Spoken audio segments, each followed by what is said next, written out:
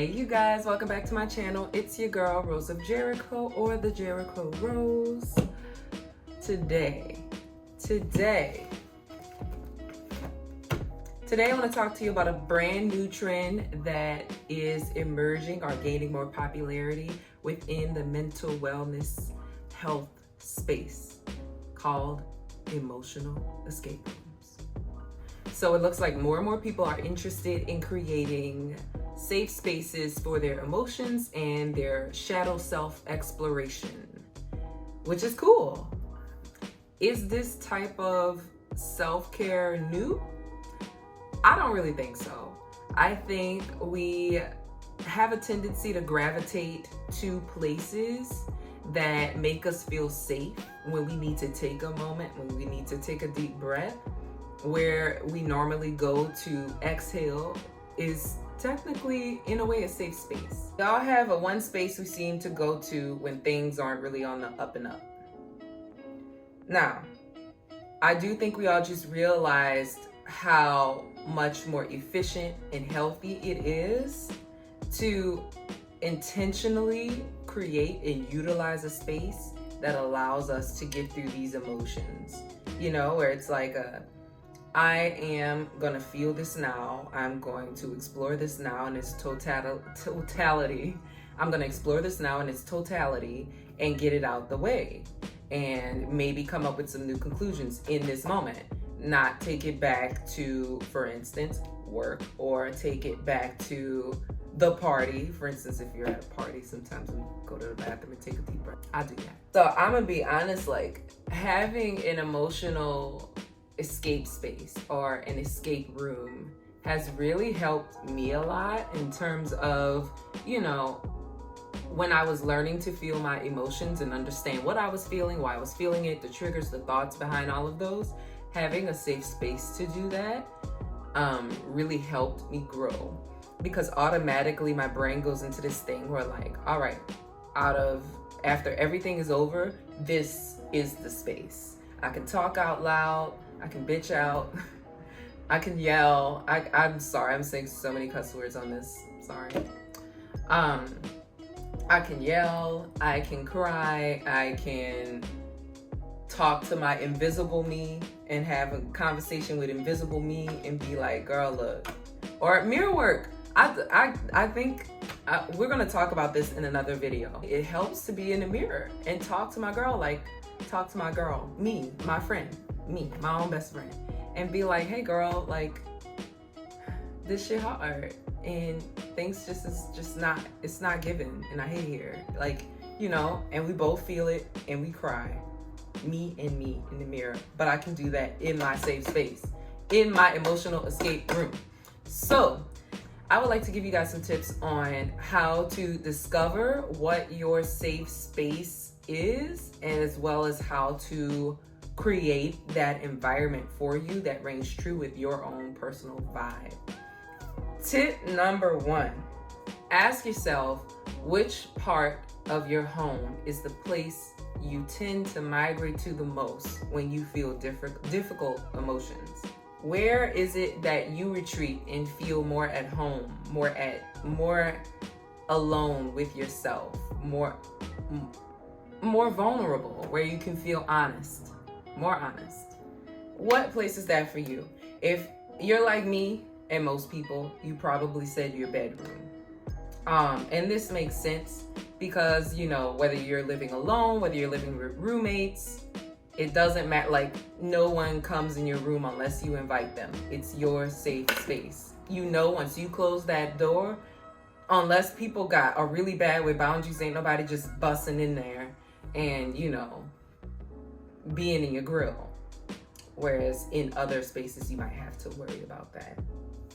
I think the number 2 space for me personally is actually the bathroom, which is where I used to do most of my bath rituals. And I feel very vulnerable in there. I cry it out. I feel like where you can be naked is like, it doesn't get more vulnerable than being naked. So also, you know, sitting in those emotions and like letting yourself feel the things, manifesting new things, casting your own personal spells or your prayers, however it is that you like to do it, it's cool to do it in the bathroom. So maybe some people feel that way about their bathrooms, like I do. It's my second home. Also, pro tip, if you don't want to dedicate an entire room to it, if you share a room, maybe you have a roommate or something like that,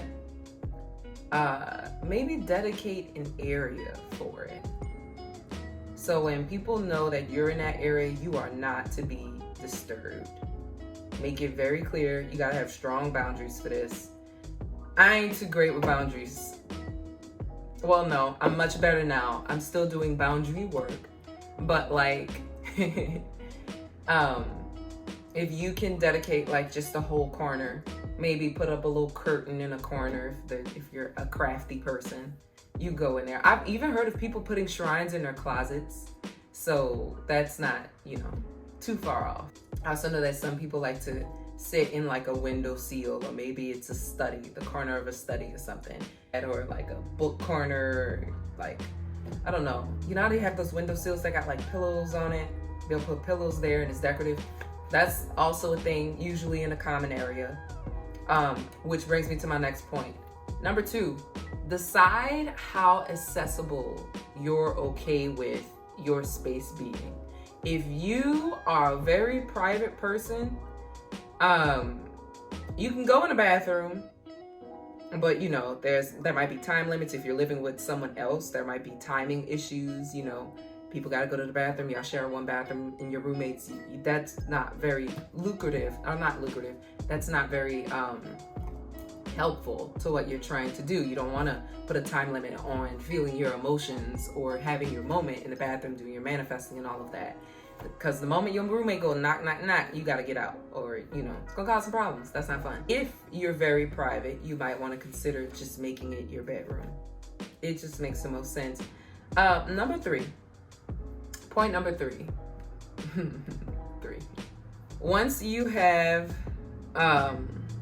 discovered what that space for you is, and how it works within your life in the regular patterns of your natural pattern of your day and your roommate's day, or if you're living by yourself, your kids' day. Some of y'all got kids, that's okay too. You got to consider the kids, because it's really hard to get privacy with kids. I do not have any kids, but I hear from my friends and other people all the time about the lack of privacy. It's really hard. So you might also have to incorporate like a time during those sacred or personal moments. But yes, once you have figured all of that out, decide what you want your vibe to be.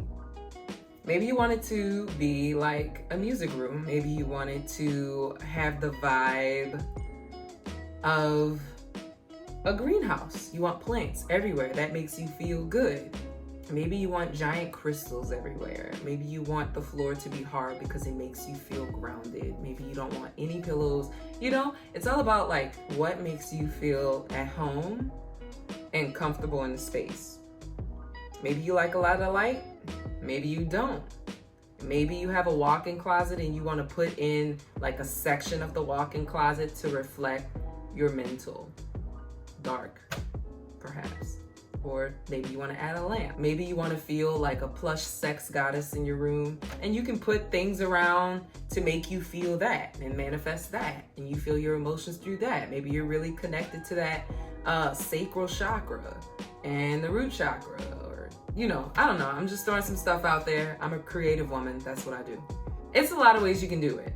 So, really think about it, feel it out. And tip number 4, I learned this recently. I don't always do all of these. Cleanse and protect your space. I wasn't doing that in the past, but cleanse, protect, manifest. If you don't want to do that, then skip that step. But those are all the keys to creating a safe emotional escape room. Some extra little tidbits. Consider what your emotional escape room is regularly used for. For instance, I also work in my room. So sometimes it could be a little difficult to escape when I'm stressed out in the space that was supposed to be intended for my escape room. So I'm actually trying to create the mental boundaries of, this desk is work. This is the work. And once I leave out of the workspace, I am not at work. And that's been hard, but it's becoming a lot easier to do. That's all my tips on creating your emotional escape room. You can get very creative. I saw this girl on TikTok, maybe all of you seen it too, and she put up trail lights, or I think they're trail lights, and lots of cotton and stuff on top of it, so that it looks like clouds. And so when it lights up, it literally looks like a rainstorm in her room. And I thought that was so neat, but I wouldn't want to be looking at a rainstorm every single time I feel some type of way. Maybe I want some sunshine. Maybe she can change the trail lights. That'd be kind of cool. But if she can't, that's just an example of all the amazing things that you can do with your escape room.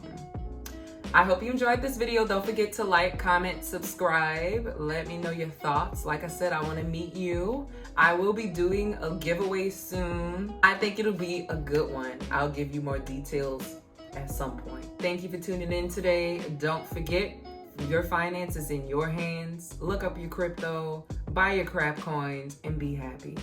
It's your girl, Rose of Jericho, and I